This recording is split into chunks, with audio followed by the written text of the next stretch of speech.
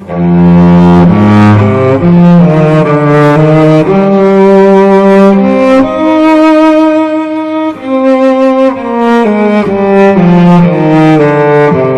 day's wait.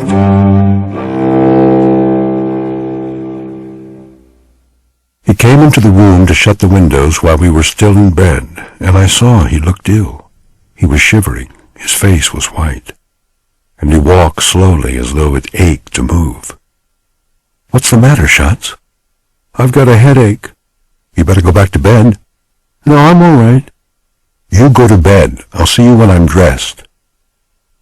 But when I came downstairs, he was dressed, sitting by the fire, looking a very sick and miserable boy of 9 years. When I put my hand on his forehead, I knew he had a fever. "You go up to bed," I said. "You're sick." "I'm all right," he said. When the doctor came, he took the boy's temperature. "What is it?" I asked him. 102. Downstairs, the doctor left 3 different medicines in different colored capsules with instructions for giving them. One was to bring down the fever, another a purgative, the third to overcome an acid condition. "The germs of influenza can only exist in an acid condition," he explained. He seemed to know all about influenza and said there was nothing to worry about if the fever did not go above 104 degrees. This was a light epidemic of flu, and there was no danger if you avoided pneumonia. Back in the room, I wrote the boy's temperature down and made a note of the time to give the various capsules. "Do you want me to read to you?" "All right, if you want to," said the boy. His face was very white, and there were dark areas under his eyes. He lay still in the bed and seemed very detached from what was going on. I read aloud from Howard Pyle's Book of Pirates, but I could see he was not following what I was reading. "How do you feel, Schatz?" I asked him. "Just the same, so far," he said. I sat at the foot of the bed and read to myself while I waited for it to be time to give another capsule. It would have been natural for him to go to sleep, but when I looked up, he was looking at the foot of the bed, looking very strangely. "Why don't you try to go to sleep? I'll wake you up for the medicine." "I'd rather stay awake." After a while, he said to me, "You don't have to stay in here with me, Papa, if it bothers you." "Doesn't bother me." "No, I mean, you don't have to stay if it's going to bother you." I thought perhaps he was a little light-headed, and after giving him the prescribed capsules at 11 o'clock, I went out for a while. It was a bright, cold day, the ground covered with a sleet that had frozen, so that it seemed as if all the bare trees, the bushes, the cut brush, and all the grass in the bare ground had been varnished with ice. I took the young Irish setter for a little walk up the road and along a frozen creek, but it was difficult to stand or walk on the glassy surface, and the red dog slipped and slithered, and I fell twice, hard, once dropping my gun and having it slide away over the ice. We flushed a covey of quail under a high clay bank with overhanging brush, and I killed 2 as they went out of sight over the top of the bank.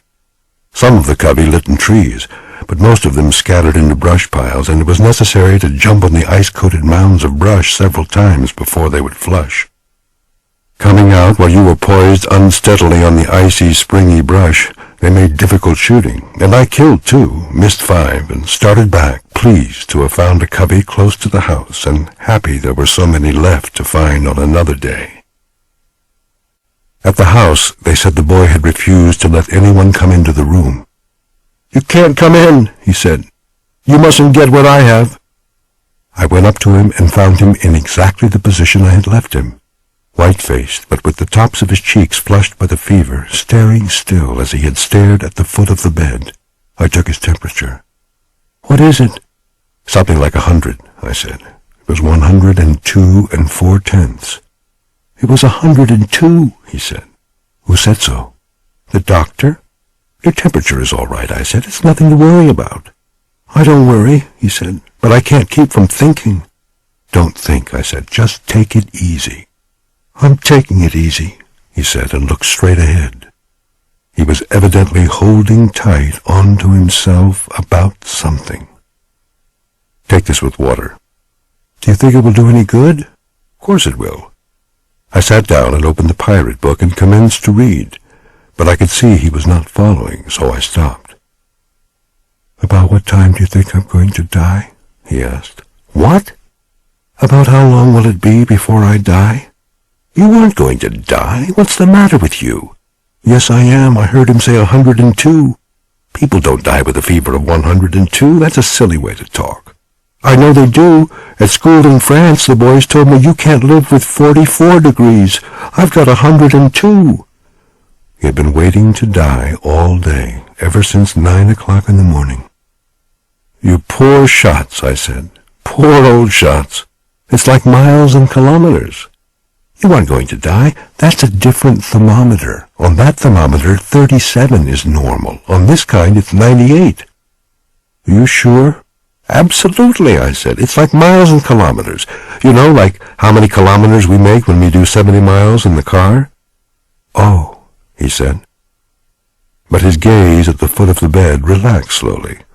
The hold over himself relaxed too, finally. And the next day it was very slack. And he cried very easily at little things that were of no importance.